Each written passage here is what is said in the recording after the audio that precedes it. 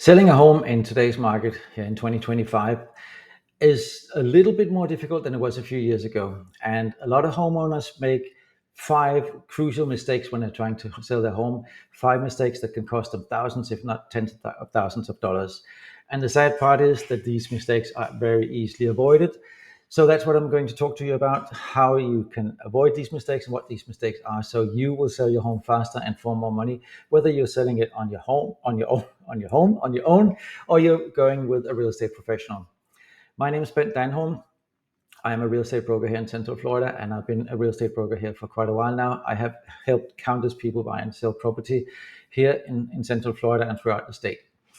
So I have seen ups and downs in the market, and I've been here when the market was hot and you could sell anything for any kind of money in no time at all. And I've also been here when it took quite a long time to sell any property, no matter how nice it was. So today I'm going to talk about the five most common mistakes that homeowners make when they're trying to sell their homes, especially in a market like we have today, where it's a little bit slower. It's not going up as fast as it used to do actually in some months, and in some areas prices are even going down a bit. So making sure that you have all your ducks in a row is very, very crucial. And the most common mistake, number one on my list, would be overpricing your home. I understand why people are doing it, because it's very easy to think, well, if I price my home 50,000 or 10% over what it's really worth, then I have some negotiation room, and I can always lower my price, and I can meet my buyer at where I really want to be. That is a huge mistake in a market like the one we have today, because in this market, where buyers have a lot more choice than they did a couple of years ago, and where buyers are a lot more discerning, and where buyers are still very concerned about the interest rates they're going to pay for the loan they're most likely are going to have, buyers simply do not look at homes they feel are overpriced. You can have your home on the market for months and only have one or two showings, if any showings, if you're overpriced. So the first indicator, if you are in that situation that you're overpriced, is that you're not getting any showings or very few showings. So how should you price your home to avoid that? And what is the recipe for pricing your home right? Well, in an upwards market like we had a few years ago, like I said, it didn't matter at all how you priced your home.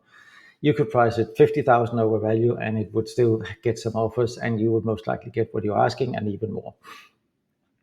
In a market like this we have today, it is crucial to look at your competition and try to figure out where they go wrong. So let's say if you have three similar homes in your neighborhood or in your area for sale, they're very like yours. They have a pool, they're 5-bedroom, and they're single story, the same square footage as yours, and they're all listed for around 550,000, and they haven't moved for 90 to 150 days.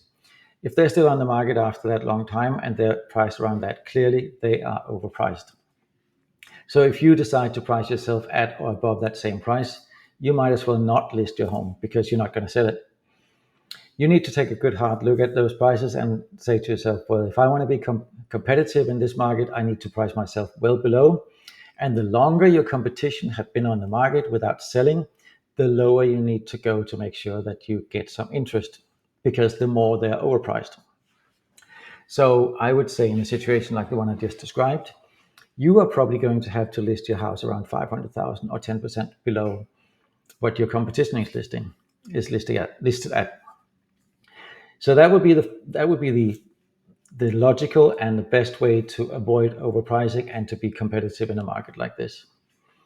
The second thing that people do in this market that are crucial that you avoid is they don't keep up maintenance. They don't make any repairs to their home. They just put the home on the market as is, thinking that we'll leave all those problems to the buyer. Whatever needs to be done, the buyer can take care of, because we don't want to deal with that. The problem with that scenario is that more than 70% of buyers in today's market are not interested in doing anything to a home they move into. And the last 30%, they're looking for a deal because they're looking to flip your home, or they're looking to make money from the get-go. So, and you would much rather sell to the 70% who doesn't want to do anything because they're willing to pay more for the right home than the 30% who are just looking for a great deal. So what you need to do to avoid falling in that trap is First of all, you take a good hard look at your home and say to yourself, would I buy this home in the condition it is? And if I wouldn't, what would need to be done in order for me to want to buy my own home again? So put on the glasses of the buyer and look at your home from the buyer's perspective. It might also be a good idea, if you feel there are things that need to be done, to have a pre-listing or pre-sale inspection by a home inspector, so you can get a list of things that most likely will come up in an inspection, and then you need to tackle the worst ones. Whatever are the biggest problems, you need to tackle those, because those are the ones that are going to kill the deal if you get somebody to make an offer for you. So you need to take a look at your home, make sure that you know what needs to be done, and take care of the most crucial things. And on a little side note on this subject, you also need to make sure that your home is sparkly clean. If you've been in your home for a while, it might actually be a good idea to simply get a good deep clean on your home. We all clean every day, and it's, for most purposes, our homes are clean enough and look very clean. But when you're going to sell, you might actually want to get a little bit deeper clean in, so it looks more like a show home, like a model home, than it looks like a home that's been lived in. So that's another thing. And both of these individually and combined, both of these two first issues can cost you tens of thousands of dollars in lost revenue, and months in lost time, especially overpricing, but also lack of maintenance can cost you a lot of time on the market and a lot of money at the end if you even get an offer on a home like that. So number 3, once you have these things in order, you're priced right, and you have your home looks well maintained and is well maintained, you need to make sure that the marketing is right. If your home is not properly marketed, it won't get in front of the right buyers. So what I mean by that is, every home has an ideal buyer. For every home, there's somebody who would love that home, and that's the buyer you need to reach. So let's say that you have a 3-bed, 2-bath home in a good school district, single story, or all bedrooms upstairs. That would probably appeal most to a young family with small kids. So that's the people you want to attack with your marketing. You also need to make sure that the marketing material you're using is top notch, so to speak. You need to make sure you have professional photos, professional video, professional virtual tours, not just a slideshow of pictures. That's not a virtual tour. A virtual tour is something where the buyer can immerse themselves into the property and pretend they're walking through it room by room. And you also need a floor plan, and then you need a killer description that is talking directly to your most likely buyer. Once you have this, you need to get it out in front of the right buyer. And I'm not going to spend a lot of money on that, a lot of time on that. If you list your home with me, I'm going to spend a lot of money on that, but I'm not going to spend a lot of time on that. But you need somebody who can actually put your home in front of the right buyer all the time, so you get the right buyer in the door to see that home that is perfect for them. If you don't get the marketing right, you can have done everything else correctly, and you might still not get anybody in the door.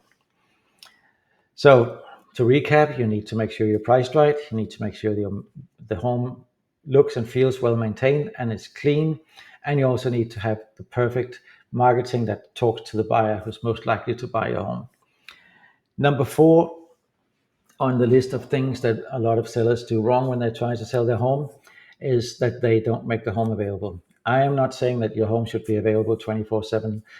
That's not it. But you need to make sure that your home is pretty much available with a 24 hours notice to anybody who wants to see it. Because buyers today have so much choice that if your home is not available to be seen, you risk that they see a home they like better before yours. They need to see your home and fall in love with your home before they see anything else. So make sure that your home is available for showing, that it's always in show condition, and that you have made sure that your realtor, or if you're selling it on your own, that anybody who wants to see your home can get to see it in a timely manner, so you don't lose them to another seller, because there are lots of homes for sale now compared to earlier. So you need to be available. Your home needs to be available. Also, once you're on the market, if you stay on the market for a little bit longer, which happens in areas, Even the best marketed and best priced and the best looking homes in some areas do tend to stay on the market for a little while today. So you need to keep on top on market conditions. You or your realtor need to make sure that you always know what other homes are listed at, what other homes are selling for, so you can make sure that if needed, you can adjust your price or your marketing to match market conditions. If you're working with a realtor, you should get weekly updates about this, not just the sale of your home, but also the local market, so you know that if you're still priced correctly. So these are the 5 mistakes. It's so easy to make sure that you're not falling in any of these pits. Make sure that your home is priced competitively. Make sure that it's well maintained and look good and it's clean. Make sure that you have the right marketing in place. Make sure that your home is available for showings, and make sure that you follow the market trends in your area. So if anything changes, you can change with it. I hope you enjoyed this video. If you did, I would encourage you to follow me or subscribe to my channel and hit that little notification bell to make sure that you get notified whenever I upload a new video. I also like to ask you a question here, and you feel free to comment below in the comment section. Have you been on the market recently, and have you found that you were sitting on the market for a long time without moving? And did you actually ever have a discussion with your realtor, or did you ever look into why that happened? So if you did, I would love to hear from you and hear what are the reasons that your home didn't sell, and what do you think could have been done differently.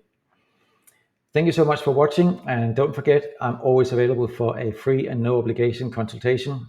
If you want to know how your home could be sold or what you could do to improve the value of your home, I'm always available for a free consultation. There's no cost or obligation to that. If you just reach out, DM me, put a note, put a note in the comments, or text me, call me, whatever you prefer. I'm available most of the days from 8 to 8. So please feel free to reach out. Thank you so much for watching. Until next time. Bye for now.